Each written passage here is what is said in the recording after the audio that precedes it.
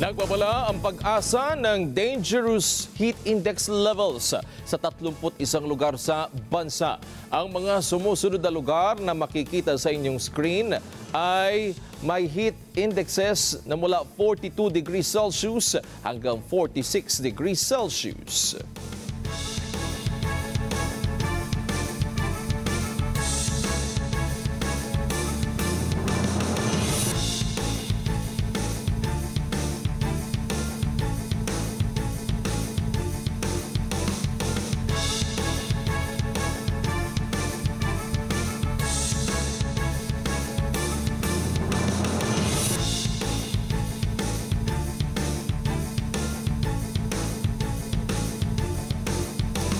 Ayon sa pag-asa, ang heat index ay ang damang init ng temperatura sa katawan kapag nagsama ang humidity sa air temperature. Kaya ang payo sa publiko, limitahan ang paglabas lalo na kapag tanghali at uminom ng maraming tubig.